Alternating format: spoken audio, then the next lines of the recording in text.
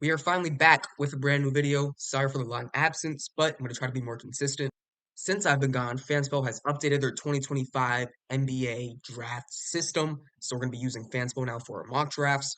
But yeah, I'm excited. I feel like the best way to get back is to make me a mock draft. So we're going to start with that. We're going to use a lottery system. I have like draft board in beta mode right now. It's obviously not updated to the fullest. I don't have all the guys I want on it, but we're going to be using that draft board for this mock draft. So starting off the lottery, let's see who wins the Cooper Flag sweepstakes. Looking pretty uniform right now, I'm pretty sure. First change is going to be at pick 6. The New Orleans Pelicans dropped from 4 to 6, and the Blazers actually jumped from 6 to 1 to potentially get Cooper Flag. Other notable changes is the Wizards dropping from 1 to 4. That's tough. They're going to be out of the top 3 guys that we know are the upper echelon of guys in this draft class. The Wizards drop a spot. The Hornets get themselves to be able to draft Ace Bailey or Dylan Harper. And let's get right into it. We have our draft order, and we're going to be using my big board. Let's check it out. I think I updated the big board like a couple weeks ago, so obviously Igor Demon has not been playing as good recently, so I'll have to move him down. But with the first overall pick, we're going to have the Portland Trail Blazers.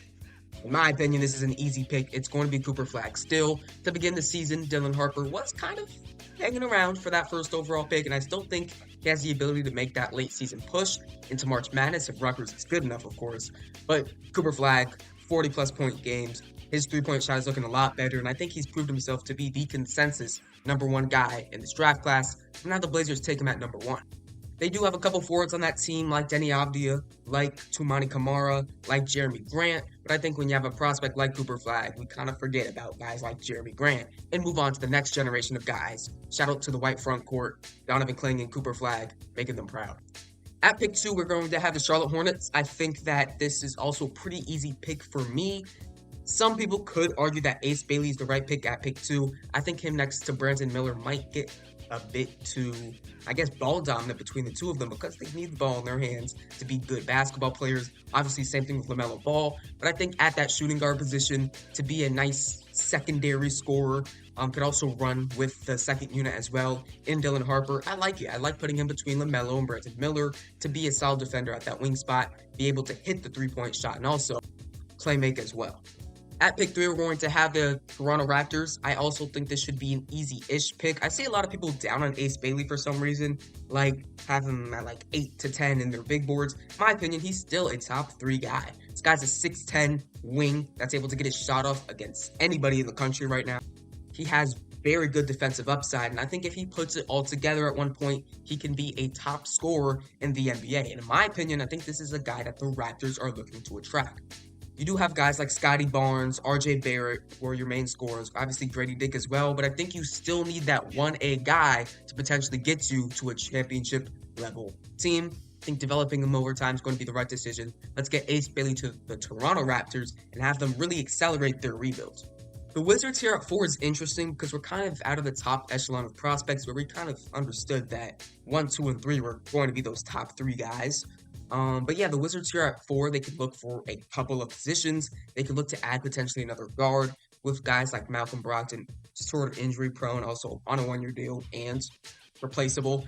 Jordan Poole, not your long-term point guard, for being honest. You do have Bub Carrington, though, who I think can also play off-ball as well. So I think there's guys in this draft class that we could pick here to be a potential long-term starting guard. I'm looking at Kasper Siakis. I'm looking at Jaeger Demon. I think there's 2 good guys that can compete for this 4 spot.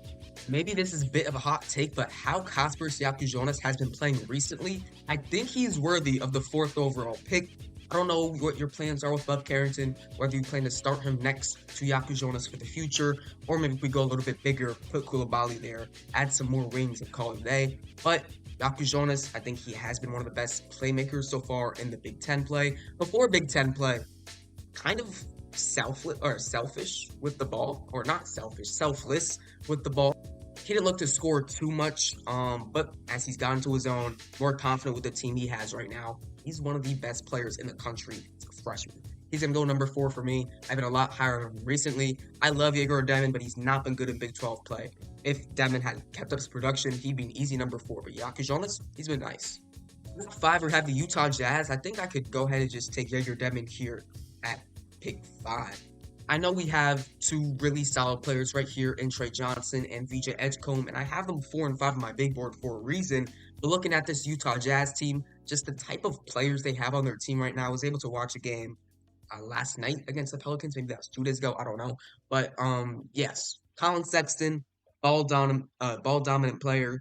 He's tough to really see his value when the ball is not in his hands. Obviously, Jordan Clarkson, that's the definition of a ball dominant player. But even guys like Bryce Sensabaugh, who need the ball in his hands to be a good player, it kind of throws me away from guys like Trey Johnson and VJ Edgecombe. You do have Keontae George. In my personal opinion, he's not their team's long-term point guard. I'd like to see him play more off ball. So I think getting them their long-term point guard is going to be a priority in this draft class. Whether that's a Dylan Harper, whether that's a Kasper Jonas, Jaeger Demon, whether it's a Jeremiah Fears, Nolan Traore, there's a lot of guys they could add. And in my opinion, at pick 5, Igor Demon is going to be the best value. Like I said before, has struggled in Big 12 play. His points have gone down. His efficiency has gone way down. But I think at the end of the day, when we look at his intangibles, 6'9" point guard, able to shoot as well, and has been a great shooter in Big 12 play. But he's going to be worth it at pick 5, in my opinion. Also keeps him in state in Utah. So interesting right there. Pelicans at 6 are interesting because they're kind of at a crossroads in what they want to do moving forward with their team. You have players like CJ McCollum, DeJounte Murray, who are out in their prime right now, we could say, and Brandon Ingram as well. But when we look at the next tier of guys, the next generation for this Pelicans team, in guys like Trey Murphy, who's been amazing so far this season, maybe it's time to move on from their guys that are getting up there in age. I don't really know how to explain it. Just like dive deeper into the retool with getting rid of their top end guys and focusing more on the development of their younger guys like Trey Murphy, Herb Jones, Jordan Hawkins. Brandon Boston has been fun this season. Eve Meese has been fun this season.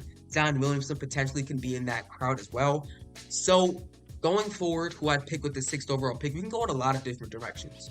My dream pick for the Pelicans in this draft class is Dylan Harper. I think he's the best fit for what they're trying to go for the future.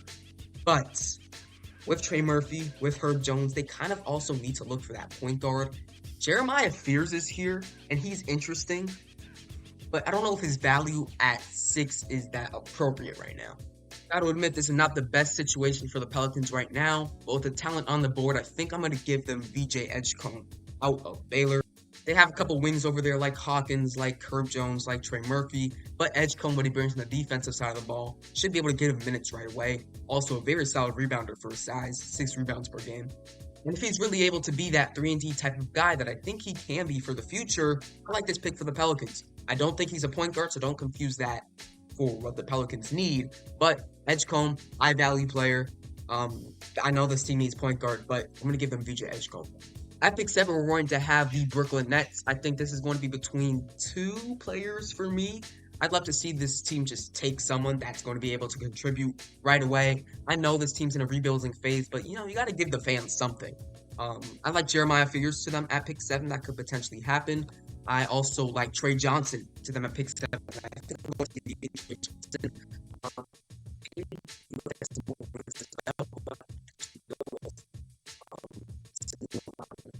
On Knipple, maybe. I don't know if I love the value at 7. I'm gonna go Trey Johnson out of Texas. He's been a very good scorer so far for Texas. I was worried about how his shot diet was going to look this season, how efficient he was going to be from the field, but he's proved me wrong. He's scoring at a high volume, and I love this pick for the Brooklyn Nets who are looking to get some excitement into that team. Because the Philadelphia 76ers fell out of the top 6, I sort of forgot to mention that, the OKC Thunder are going to have their pick at number 8.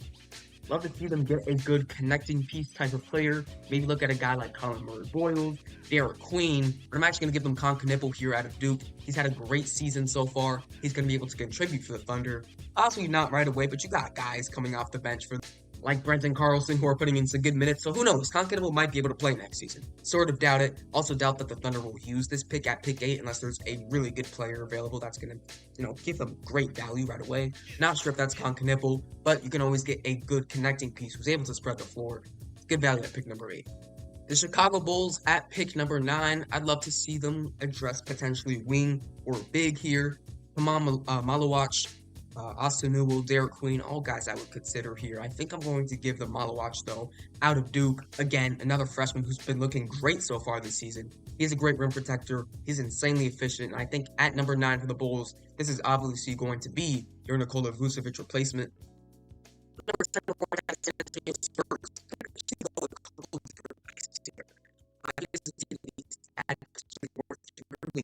Maybe McNeely can be that Harrison Barnes replacement, but also some high value guys right away.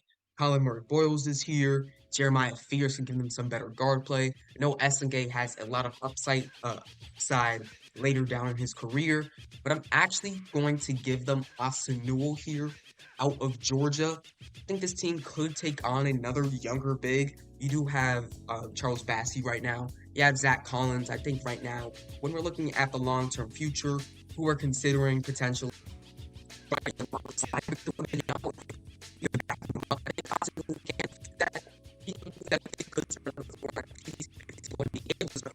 maybe he's that long-term forward. Let's see what happens with Jeremy Sohan. But worst things worst, he's your long-term backup 5, and that's good. 6'11", he's very fluid in the half court. I think he'd be a great pick for the San Antonio Spurs here at pick 10. Lee McNeely's on the board. Could argue for that, but his injury recently not in too good to his draft stock. So let's get Austin Newell here. The Miami Heat at pick number 11 is going to be Jeremiah Fears out of Oklahoma. This is as simple as your Terry Rozier replacement. Fears has been amazing so far at Oklahoma, been great downhill, also proved to be able to stretch the floor as well. He's been amazing for Oklahoma. He's made them into a relevant team, and I think that he would love him at pick number 11. At pick 12, we got the Houston Rockets, another team who has a lot of young talent right now, and kind of just seeing who is going to be their long-term guys. The Thunder have kind of already figured that out, but I think the Rockets are just beneath the Thunder in terms of where they are in their eventual playoff and championship success. We could take a guy like Liam McNeely to be another floor stretcher for them.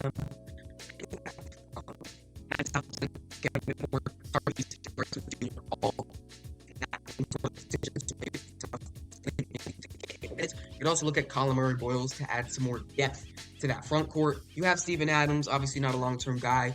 You have Alperen Sengun, but after that, it gets kind of iffy. So I kind of like the idea of adding a Colin Murray Boyles there. Here at pick 12, though, I think I'm going to lean Liam McNeely. Has been injured as of recently, but when he's been on the court, he hasn't had too much of a volume for UConn in terms of not putting up too many shots, but he's been able to show his effectiveness. Been a great shooter, solid defender, but also been able to prove he can put the ball on the floor and score at the rim. I like the idea of the Rockets adding him here at pick 12 as another guy that can stretch the floor, potentially be that Jabari Smith Jr. replacement because he gets hurt a lot. For the Warriors here at 13, I kind of like to add potentially another scoring guard over there. Obviously, Ian Jackson kind of fits that bill perfectly. Could also look at Boogie Flan, shout out New York. Maybe Cam Jones as well, getting a little bit farther down, some more questions. But I think I'm going to go Ian Jackson here at pick number 13. He's been amazing for North Carolina, been kind of that team's only bright spot because they've been solid. But this team's not as good as they were supposed to be, and Ian Jackson has kind of risen above the rest of that pack, especially Drake Powell. The Hawks here at 14, I'd love to add some more big depth. I talked about this last year. He's yet to be moved in this last season. Sort of playoff position right now, so but when eventually they move on from Clint Capella to focus on more of the youth, getting Derek Queen to potentially be that guy, or maybe behind Onyeka Okongwu, whatever works out, would be good for this Atlanta Hawks team. Queen has showed a lot of versatility in that front court. I'm surprised. I didn't think he was going to be able to do this good right out of the gate for Maryland, but he is. Shout out Derek Queen, 14 to the Atlanta Hawks. We have the Minnesota Timberwolves here at pick number 15. I'm not going to say this is really a hot take, but there's kind of an idea floating around in my head that this team can pick guard again. I know you do have Rob Dillingham backing up Mike Conley. Mike Conley has not looked amazing this season. If he potentially moves on from this team next year, maybe there's minutes open for a guy like Nolan Traore or a Boogie Fland or a Cam Jones. Not really too much lower down. Maybe a Miles Bird, who knows? I don't think he goes this high. But yeah, I kind of like the idea of adding potentially a Nolan Traore. This team could also add potentially another wing like Hugo Gonzalez, but I think I'm going to lean Nolan Traore here at pick 15, something I wasn't really expecting to do for the Minnesota Timberwolves. This guy was a top 4 prospect for me entering his season over there at St. Quentin, I believe, and this college season, of course. But he's fallen down, been inefficient, his minutes have been questionable.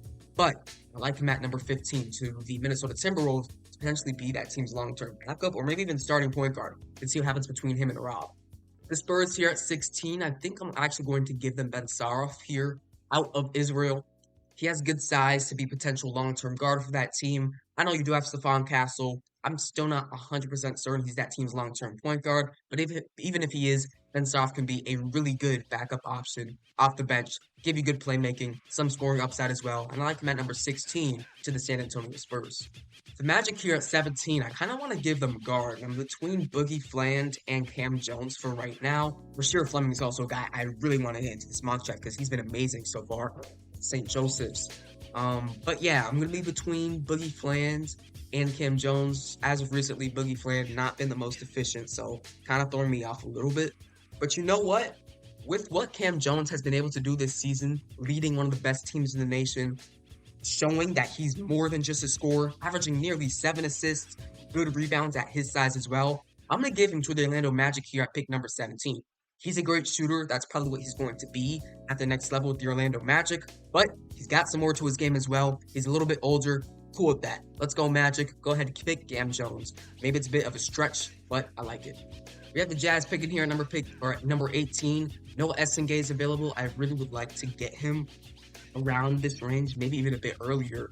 Hugo Gonzalez, one of my favorite prospects in this draft class, but the minutes have been so inconsistent right now with Real Madrid. So not too confident having him right here. Could they add another guard, potentially Boogie Fland? Maybe, but Jordan Clarkson, Colin Sexton still under contract to my knowledge, so it might be hard to get off of them. Rasheer Fleming, I don't really want to see him go to a team like the Jazz who are deep in a rebuild. I think I'm going to end up giving them Noah Essengay out of France. You do have Taylor Hendricks. Maybe this bites into his minutes, but he was injured last year. Essengay could potentially have minutes open up for him right away for the Utah Jazz. He's been a very fun prospect to evaluate so far. Just so much versatility at his size. What he's been able to do going downhill and defensively. 18 to the Jazz. It's a good pick. And I think he does have one of the highest upsides in this draft as well. The Mavericks at 19 can go in a couple different avenues. I could see them potentially adding another guard. You do have Jaden Hardy, but behind Luka Doncic, questionable in terms of what their backup point guard is right now. You do have Spencer Dinwiddie, but long term, is that what you really want? I'm not so sure. I'm liking the idea of adding Boogie Fland to this team. Could also look at Colin Murray-Boyles and having him drop just a little bit, but I think he'll be off the board in a couple of picks. Lower down the board, I mean, maybe it's Thomas Sorber because of apparently they want to move on from Daniel Gafford. That's a bit questionable to me. But I think I'm going to end up giving them Boogie Fland out of Arkansas. You do have Jaden Hardy. Maybe those two ball-dominant guards off the bench wouldn't be the smartest thing. But I do not think Spencer Dinwiddie can be your backup point guard long-term. Let's go get one. Boogie Fland. Been a fun watch so far at Arkansas. Hasn't been great as of recent, but it's a good pick for the Mavericks here at 19. Could talk about how I want to get him off the board. I think I'm going to do it here at pick number 20. Actually, am I going to do it here at pick 20? I don't think so. I was thinking about going Colin Murray-Boyles, of course, but I think there's a couple of guys I would be cool having the Pacers take at 20 over him. After 20 for the Pacers, I think I'm actually going to give them Thomas Sorber here out of Georgetown. He's been a nice surprise for this Georgetown team. They haven't been too terrible this season. Actually been pretty good. Gave UConn a little bit of a run for their money as well. But as a freshman, 14 points, 8 rebounds. He is 6'10", but he's very fluid in that front court. Reminds me a bit of Onyeka Okongwu. I like him to the Pacers here at pick 20 because your backup bigs right now, James Wiseman, Isaiah Jackson, obviously both guys are out for the season, but even Thomas Bryant, there's room to grow, especially considering the first two guys I mentioned are in the last year of their deals. Thomas Sorber to the Pacers here at 20 helps them a lot more in front court depth. Hawks here at 21, this is going to be my Rasheer Fleming pick. I've loved watching his game so far out of St. Joseph. He really rised his draft stock last season, but coming into this season, I think he's proved to be a potential late lottery guy, but I have him in the 20s. Like I said before, really dominant player, able to stretch the floor as well. I think he's a perfect player at 6'9", 240 for the Atlanta Hawks, built like LeBron. Somebody here at 22, between CMB and Gonzalez, and I thought this is the Thunder skip on P&B, but I think I'm going to go Hugo Gonzalez out of Real Madrid. He plays at Real Madrid. He's out of Spain. Obviously, they're both in the same place. But Hugo Gonzalez was one of my favorite prospects coming into this year. I've seen very inconsistent minutes. He's got coaches DMPs many times so far this year, but I think the flashes are still there. He's a great fast break player. He's able to create for his own teammates and score by himself as well. His defense is there. It's tough though. Not getting the minutes, so he's going to fall down the draft board. But I think the Thunder have an eye for talent and have the ability to develop that talent as well. Let's go Hugo Gonzalez at 22 to the Thunder.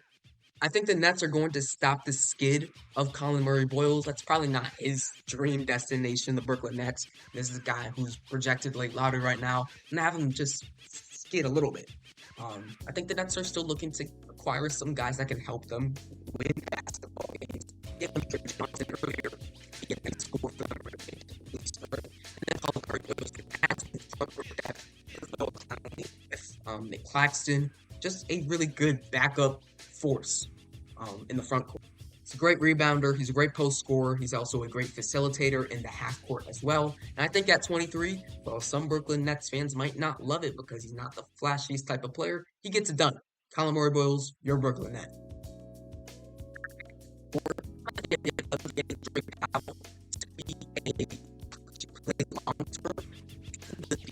He's also been a pretty good downhill scorer for North Carolina as well, but not great to start the season. Been a lot better. Defense is what he's going to be good at for the Magic. Should be a good pick at 24. I think the Nets can go upside with this pick at number 25. They can go Noah Penda out of France. He's been a very fun watch. They could potentially get their Daron Sharp replacement in Rocco Zikarsky if they don't want to bring him back. But I'm going to lean Will Riley out of Illinois. He started this season on fire. He was a lottery guy for me, but he's definitely cooled off a little bit. Would not be surprised if he stayed at college for another year or dropped into the second round of this year. But I think the Nets just taking a high upside guy, 6'8", he could shoot the basketball. There's space for him in the NBA. There is a role for him in the NBA. I think he'll find it at one point. Might take him 3 to 4 years, might even take him another college year. But the potential you have with Will Riley, it's worth the pick at number 25. At number 26, we have the Memphis Grizzlies. They'd like to add a guy that can help them run right away. JT Toppin's available out of Texas Tech. You have Dude Thiero, one of the two. Miles Bird has been a very fun watch at SDSU so far this season. He's gotten his name into the first round talks. Same thing with LeBaron Fallon out of Alabama, who's a starter as a freshman. But I think I'm going to end up giving them Noah Penda out of France. I know they do have a couple of forwards, guys like Vince Williams, Gigi Jackson, but I think Penda gives them more defensive versatility. He's very aggressive, 6'8", 225. He's also a very good downhill player as well. I've seen the Nick Batum player comps, probably young Nick Batum, but they're all both from France as well. I just like how aggressive he is in the front court. I like the idea of adding him to a Grizzlies team who's looking to continue to get to that next level of championship contenders. Maybe his defense off the bench could provide some more acceleration. Brooklyn Nets have their fourth and final first-round pick, and there are a couple of guys I consider for them here. Maybe look at LeBaron Fallon out of Alabama. Could also look at Rocco Zikarsky out of Australia. Maybe Danny Wolf as well. He's been amazing so far at Michigan. I think I'm going to end up giving them LeBaron Fallon, though, out of Alabama. He's been surprising so far this season. We didn't expect a young guy like him go right into that starting lineup for Alabama, gave them great minutes, has slowed down a bit scoring as of recently, but still a really good guard. They're actually playing Kentucky as I speak, so I want to go ahead and watch that game. But I think the Nets could use another point guard right now. What's happening with Ben Simmons? Is he even a point guard? Who knows? Obviously, you traded Dennis Schroeder, D'Angelo Russell, probably not on that team next year. DeAnthony Melton, you have some injury questions over there. Reese Bigman, that's not stopping us from making this pick. So LeBaron Fallon, 27 to the Brooklyn Nets. Celtics at 28 could look at potentially another big, Porzingis, Kornet, Nemes Keita. Your centers right now, obviously, you have Al Horford there as well. Horford's old. Keita and Kornet, while they're solid players, they can do something better long term. So they look at a also potentially further away in the JT Toppin, like the shooting that Alex Tuhey and Alex Caravan give you, like the aggression from Adu Thiero.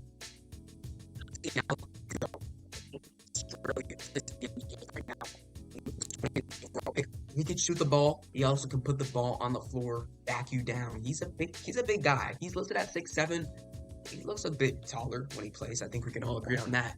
But yeah, would fit with what the Celtics are trying to do. Continue to stretch that floor, be one of the greatest three-point shooting teams of all time in terms of volume, in terms of makes, percentage, all that type of stuff. Alex Tui adds to that, and he's a fun player.